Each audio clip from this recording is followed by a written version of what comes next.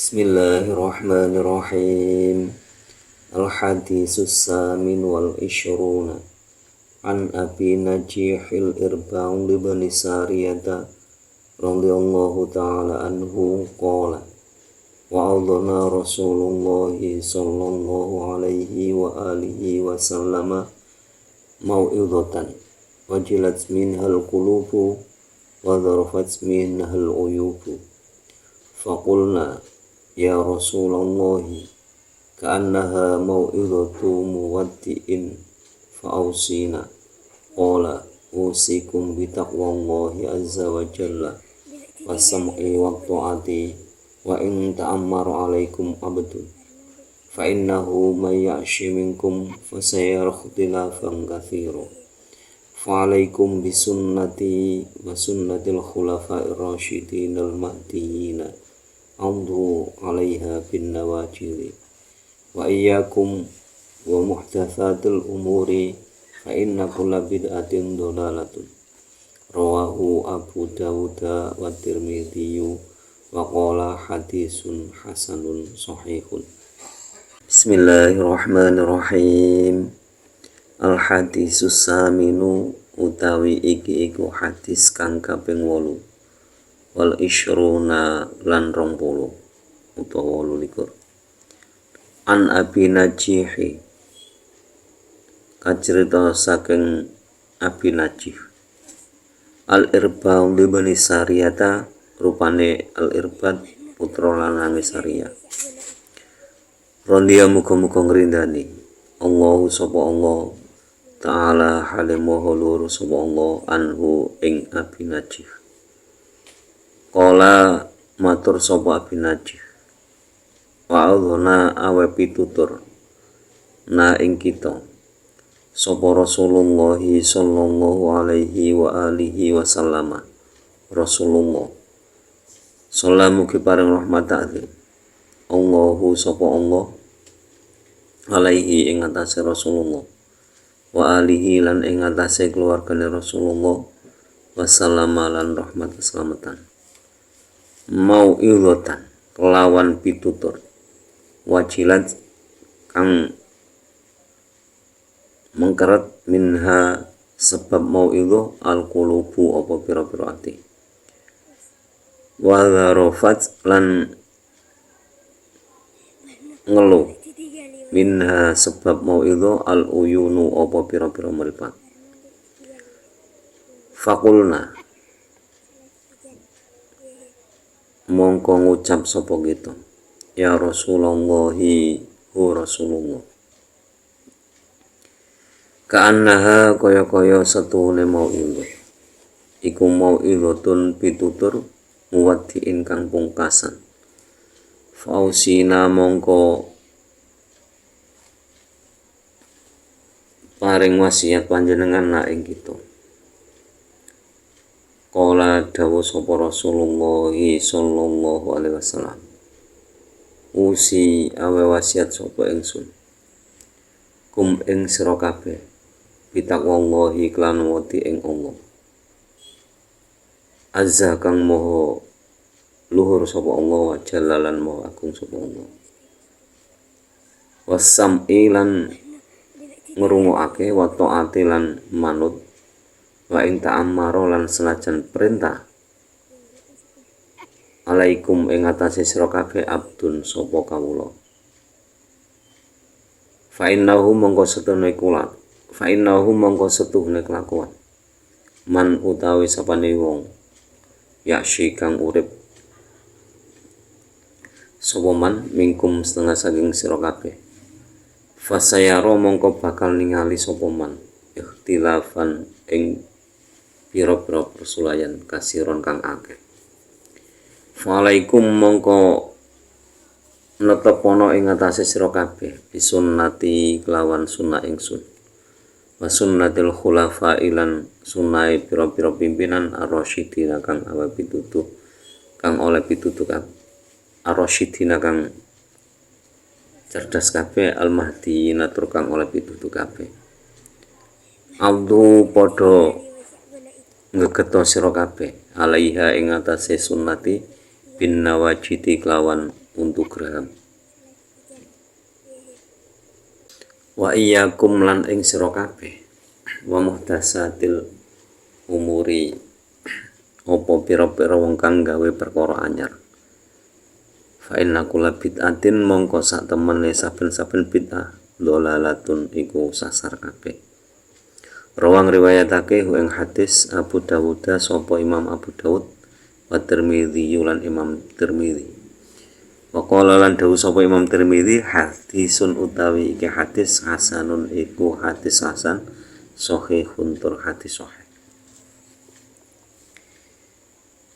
Jadi hadis yang ke-28 ini diriwayatkan dari Imam Abu Dawud dan Imam Tirmidzi. Nah, Imam Tirmidzi itu menganggap hadis ini dan mengatakan bahwa hadis ini adalah hadis hasan dan sahih. Hadis ke-28 ini diriwayatkan oleh sahabat Abi Najih yang nama aslinya adalah Al-Irbad bin Sariyah radhiyallahu anhu. Abi Najih ini berkata bahwa suatu ketika Rasulullah SAW sedang menasihati kita, tapi nasihatnya itu seolah-olah nasihat yang terakhir. Kita mendengar nasihat tersebut, itu hati kita itu bergetar, lalu air mata tanpa disadari itu kita semua berlinangan air mata. Akhirnya kita bertanya kepada Rasulullah, ya Rasulullah, nasihat engkau kok seolah-olah ini nasihat penutupan, maka dari itu berikanlah kami wasiat.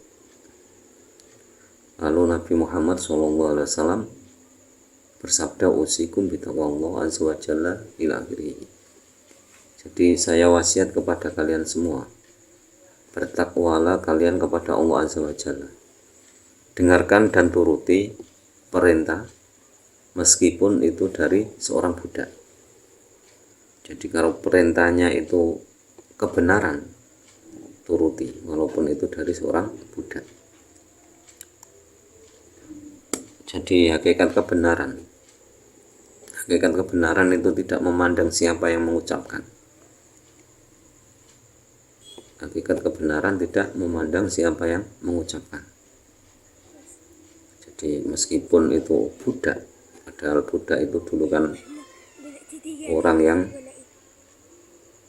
hidupnya itu menjadi hamba seseorang.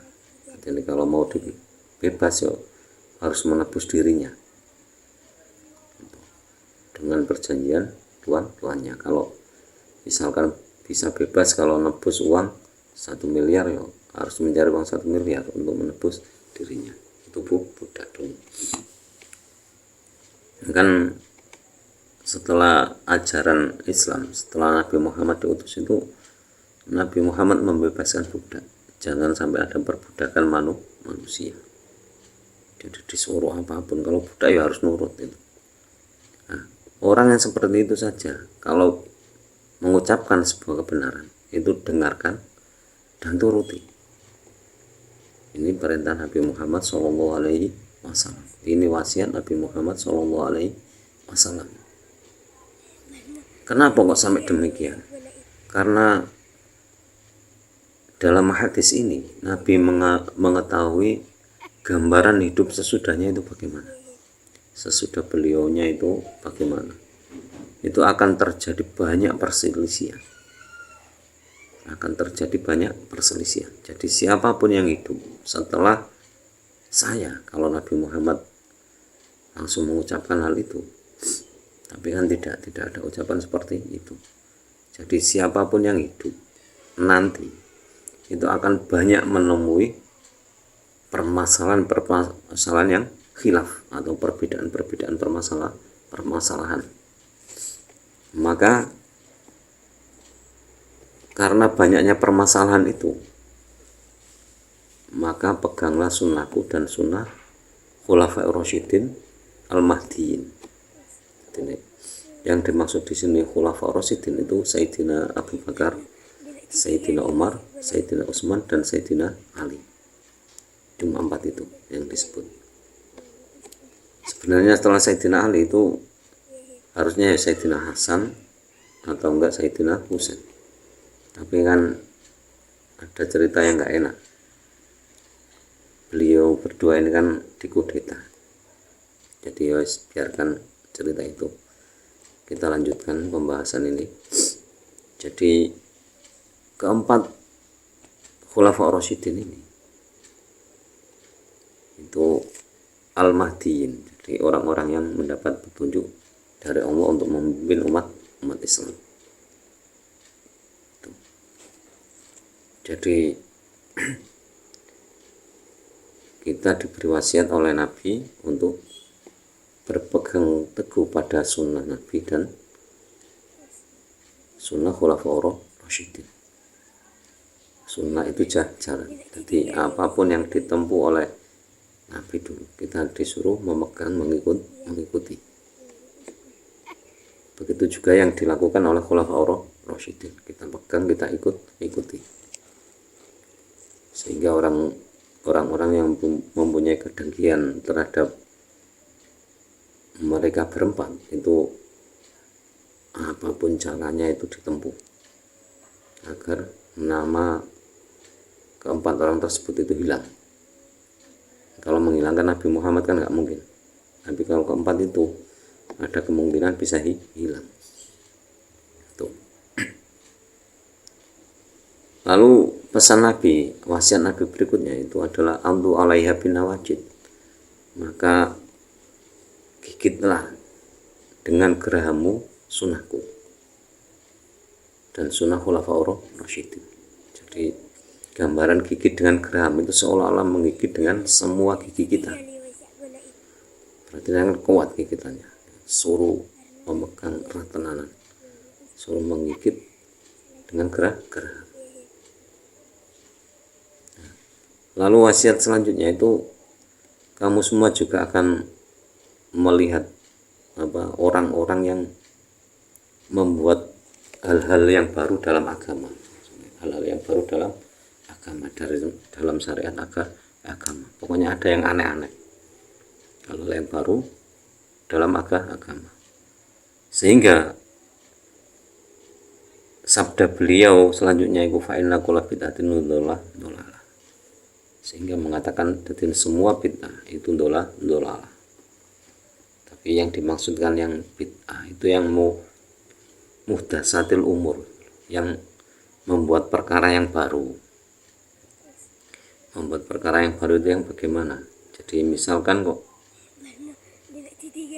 dari segi agama, yang misalkan sholat maghrib itu 3 rakaat, waktunya sudah jelas. Tadi min ghurubis syamsi ila ghuyubis syafaqil ahmar. Itu kan jelas, dari terbenamnya matahari sampai hilangnya mega merah. Itu jelas. Terus ada hal yang baru, misalkan maghrib di negara Amerika nggak cocok kalau ikut waktu itu karena nggak sesuai, ya itu berarti bid'ah. Itu bid'ah dhalalah. Tapi kalau misalkan memakai speaker barang itu enggak. Untuk panggilan sholat misalkan kan harus disunahkan adzan kan, disunahkan adzan, qomat. Ya, disunahkan adzan dan qomat itu bukan terus orang disuruh naik bukit seperti dulu zaman Nabi. Nabi itu Bilal kalau mau adzan kan pamitan dulu kan Nabi. Kanjeng Nabi adzan, oh iya Bilal silakan adzan. Itu Bilal disuruh naik ke bukit ke atas biar semua orang mendengar. Tujuannya kan, intinya kan biar semua orang mendengar panggilan sholat. Nah, kalau sekarang nggak pakai speaker, mana ada orang yang mendengar? Kita adzan di dalam masjid tanpa speaker, tetangga aja nggak dengar karena semuanya sudah nonton TV atau mutar apa atau lihat YouTube dan sebagainya. mana bisa mendengar adzan.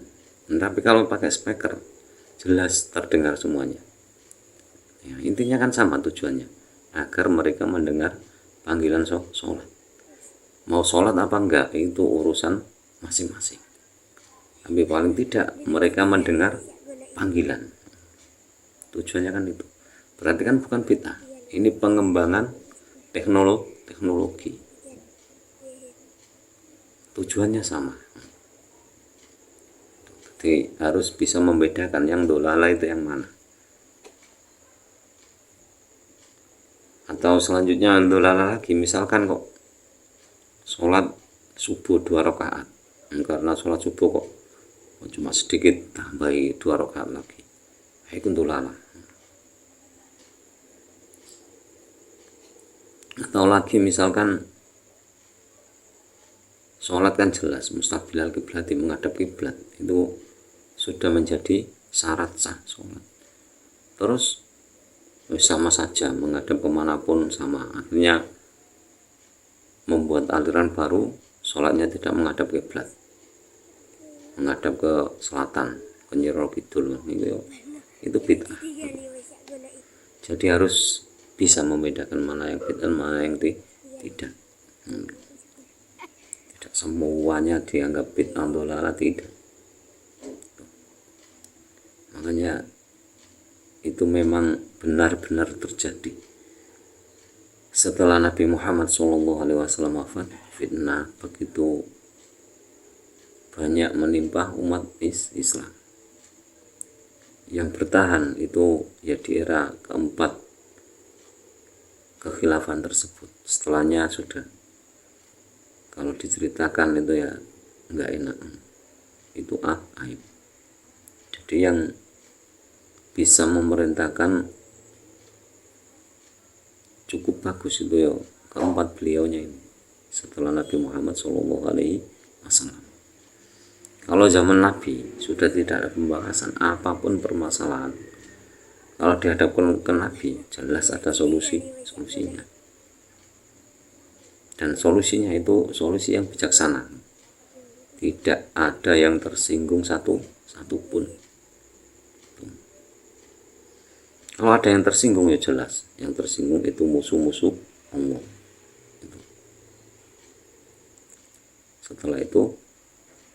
Setelah Nabi Muhammad SAW, lalu keempat khalifah tersebut. Jadi demikian penjelasan hadis yang ke-28 dari kitab Arba'in Nawawi. Semoga bermanfaat fi din wa dunya wal akhirah. Dan semoga lantaran ngaji ini kita diberi tambahan ilmu oleh Allah, semakin hari semakin bertambah ilmu dan hidayah, dan semoga kelak yaumil qiyamah kita mendapatkan syafaat dari Nabi Muhammad SAW. Dan semoga guru-guru kita, orang-orang tua kita selalu dirahmati oleh Allah Subhanahu wa taala. Akhirul kalam, ihdinas shiratal mustaqim. Wallahul muwaffiq ila aqwamit thoriq. Wassalamualaikum warahmatullahi wabarakatuh.